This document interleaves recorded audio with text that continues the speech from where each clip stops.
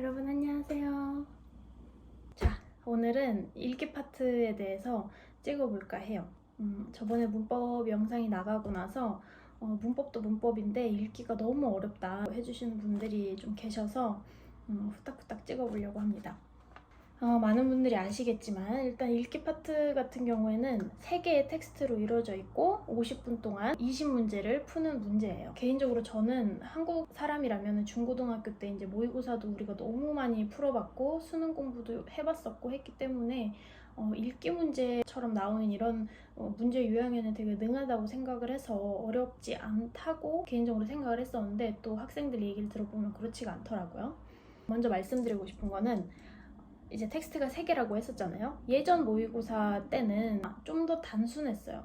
옛날 모의고사는 1번, 2번, 3번 텍스트 모두가 약간 일반적인 정보 전달식 텍스트 있죠. 뭐 어떤 인물에 대한 텍스트라든지 그 사람의 전생을 읽는 텍스트라든지 어떤 도시 소개, 강 소개 이런 뭐 지리적으로는 어떻고 길이가 어떻고 어디에 위치에 있으며 이런 것들이 나왔던 텍스트 유형들이었어요. 근데 이제 너무 학생들이 그런 거에 익숙하다 보니까 요즘에는 이제 이렇게 모의고사가 개정판으로 문제들이 많이 나오거든요.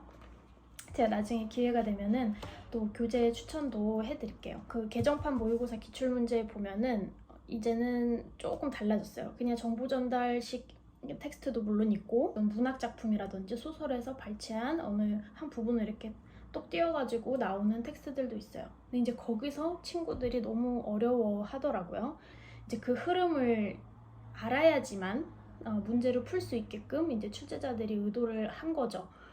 왜냐면 많은 친구들이 텍스트를 전혀 해석하지 않는 상태에서 그냥 같은 단어를 이렇게 찾아가지고 내용을 체크하는 그런 형식이 많이 이제 능하다 보니까 출제자들이 조금 방법을 바꾼 거예요. 그럼 이런 경우에는 어떻게 대비를 하냐? 우선은 일단 답부터 드릴게요. 어떻게 푸냐면은 문제를 먼저 읽고 그 다음에 텍스트에 들어가요.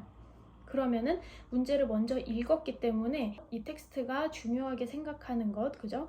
우리 여기서 핵심적으로 봐야 되는 것들을 미리 한번 파악하고 들어가기 때문에 이 텍스트를 아직 읽지도 않았지만 이 텍스트에 대한 10%에서 한 20%의 정보를 미리 얻고 가는 거예요. 내용을 꽈서 내지 않기 때문에 문제에 나온 내용이 그대로 텍스트에 나와 있을 확률이 굉장히 높습니다.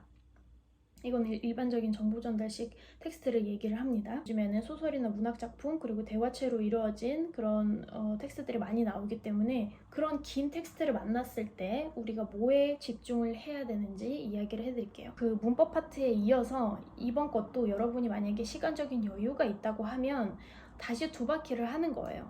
처음에는 텍스트 위주로 분석을 하는 거예요. 문제랑 별개로. 읽기를 잘하려면 여러분 문법을 잘해야 돼요. 그래서 순서가 그렇게 된 거예요. 문장을 보자마자 그 단어 뜻 해석보다 먼저 떠오르는 게 그 문장 성분이라면 여러분은 잘한 거예요. 그래서 읽기 파트에 들어갈 때도 텍스트를 모르는 단어가 나오면 어떡하지? 를 당황해 하는 게 아니라 텍스트를 딱 보자마자 문장 하나하나 일단은 이 텍스트는 많은 문장들로 이루어진 텍스트구나. 그 다음에 첫 문장을 보자마자 이것은 주어, 이것은 동사, 이거는 접속사 이런 것들을 우선적으로 파악하는 눈이 문법에서 이미 훈련이 되어 있어야 돼요. 그거를 기본으로 삼고 그 다음에 이제 텍스트를 딱 봤어. 그럼 우리가 파악해야 될 부분이 뭐냐면요. 첫 번째는 등장인물 혹은 주어, 지명이라든지 그죠? 가장 핵심, 주인공이 되는 그 주어, 등장인물을 저희가 1차적으로 파악을 해야 됩니다.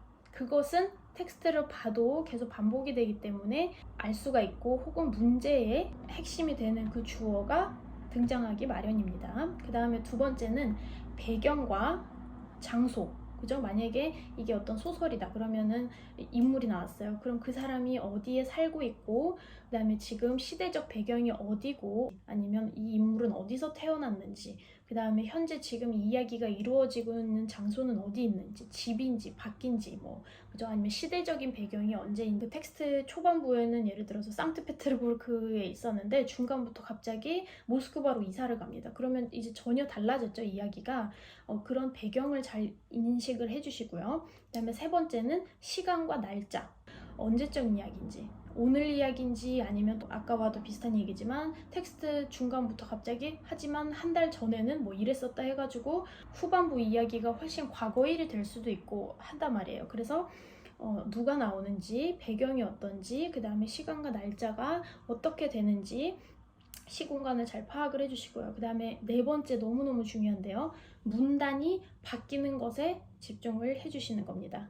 문단이 바뀐다. 그 말은 어느 정도의 이야기의 흐름이 한 번 끊어간다는 얘기죠. 그럼 이게 끊어갈 때 장소가 바뀌거나 끊어서 다음으로 넘어갈 때 시간이 바뀌거나 하는 경우가 많습니다. 왜 갑자기 문단이 바뀌었을까? 갑자기 어떠한 변화가 있길래 여기서 문단이 바뀌었을까? 그리고 특히 문제 같은 경우에도 문단별로 문제가 하나씩 나오는 경우가 있어요. 그렇기 때문에 문단이 바뀌는 것에 한 번 더 집중을 해주시면 좋을 것 같아요. 그리고 당연히 다섯 번째는 접속사입니다. 우리가 영어 공부를 할 때도 마찬가지지만 그러나, 그리고, 그런데 뭐 이런 애들로 인해서 이야기의 흐름이 갑자기 뒤집어 엎어질 수 있는 가능성이 매우 커지기 때문에 그런 거에도 집중을 해주시면 됩니다. 근데 이제 두 번째로 또 제가 많이 받는 질문이 뭐냐면은 단어 암기에 대해서 많이 묻습니다. 내가 백날 러시아어로 공부를 해봤자 모든 단어를 다 알 수가 없다. 그래서 새로운 텍스트를 맞이할 때마다 모르는 단어가 너무 많다. 그래서 그것 때문에 당황하는 바람에 시간을 너무 허투루 쓰거나 전혀 알 수 없는 곳으로 나의 해석이 이렇게 흘러가는 경우가 많다. 이런 얘기를 많이 합니다, 친구들이. 이거에 대해서 제가 몇 개 꿀팁을 좀 드릴게요. 어차피 여러분은 다 외울 수가 없어요. 그죠? 모든 단어를 어떻게 암기해요? 한국인도 한국 단어를 모두 알 수는 없죠. 하지만 제가 얘기를 했어요. 분명히 1급에 나오는 단어들은 기본 중에 기본이기 때문에 누군가는 단어장을 개인적으로 쓸 것이고 누구는 단어 모음집 있죠. 그런 거를 사서 공부를 하시는 분들도 있단 말이에요. 어차피 여러분이 모를 만한 단어들을 10% 정도는 이 출제자들이 또 낸단 말이에요. 당황을 시키기 위해. 다 못 외운다라는 생각을 일단 가지시고 부담을 내려놓으세요. 그 다음에는 읽기 파트에서 여러분한테 확인하고자 하는 바가 뭔지 한번 먼저 고민을 해보세요. 적어도 그 단어가 의미하는 바를 묻지 않습니다. 문법 파트에서는 그럴 수 있을지 모르겠지만 읽기 파트 같은 경우에는 여러분한테 어휘의 뜻을 번역해라라는 목적을 가지고 있는 그런 영역이 아니에요. 문제에 대한 내용을 텍스트 내용 안에서 찾아서 체크를 하라 그랬지. 그래서 또 한 번 내가 모르는 어휘에 대한 부담을 한 번 더 내려놓으시고요. 제가 저번 영상에서도 얘기를 했지만 러시아어는 맥락적으로 이해를 하는 언어예요. 안 그래도 맥락적으로 이해하는 언어인데 읽기 파트에서는 특히나 유추가 매우 중요합니다. 유추.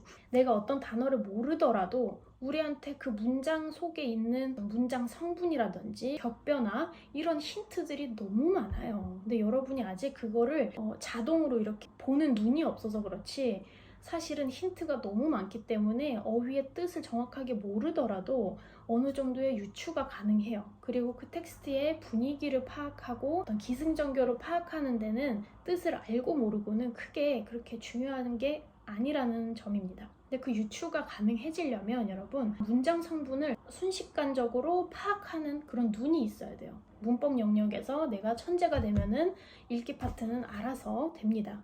그리고 이제 준비를 하는 단계에서 우리가 부담을 전혀 갖지 않아도 될 이유는 당장 지금 시험이 아니잖아요. 준비하는 과정이기 때문에 확신을 가지라. 거짓 없이 지금 이게 나의 진짜 실력이라고 인정을 하고 자신 있게 체크를 합니다.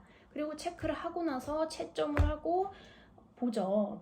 그 다음에 우리가 이제 두 바퀴 방법을 썼었잖아요. 읽기도 똑같아요.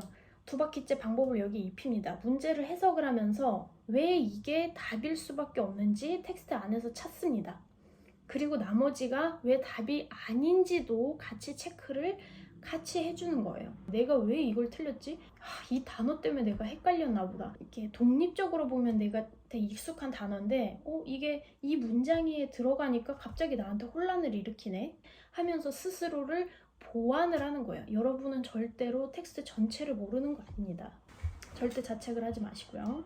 그런 식으로 내가 아는 것과 내가 모르는 것을 명확하게 구별을 하고 그냥 채점에서 절대 끝나지 마세요, 여러분. 내 진짜 책이 다 메모장이 될 정도로 왜 답이고 왜 답이 아닌지에 대해서 명확한 해석을 꼭 같이 써주셔야 돼요. 근데 난 그래도 불안하다. 그러면 어떻게 하냐면 일반적인 정보 전달식에서 나오는 단골 동사, 단골 형용사들을 주제별로 정해주는 거야. 아, 지명. 뭐 만약에 오늘은 노브고로드에 대한 텍스트였다. 근데 다음에는 상트페테르부르크에 대한 텍스트를 내가 풀었어. 그 다음에는 키예프에 대한 텍스트를 풀었어. 그런 데이터를 쌓아놓는 거예요. 그래서 지명에 대한 텍스트들은 이런 где находится, где находится 어디 위치에 있다라는 동사라든지 население, 인구수 이런 단어들이 비교를 했더니 단골로 엄청 많이 나오네. 그리고 이상하게 흐름도 비슷하네 하면서 내가 뭔가 기댈 수 있는 그냥 무방비 상태로 시험장에 가는 게 아니라 내가 어떤 텍스트를 맞이하더라도 다양한 시각에서 그것을 분석을 해봤었다라는 그런 자신감이 우선적으로 있어야지 시험 시간에도 긴장을 하질 않아요. 도움이 또 되셨는지 모르겠어요. 이 부분에 대해서 또 질문이 있거나 쓰기, 말하기 혹은 듣기에 대해서 또 궁금한 게 있으면은 저한테 따로 연락을 주시면은 제가 또 관련 영상을 찍도록 하겠습니다. 여러분, 그러면 안녕. 고마워요.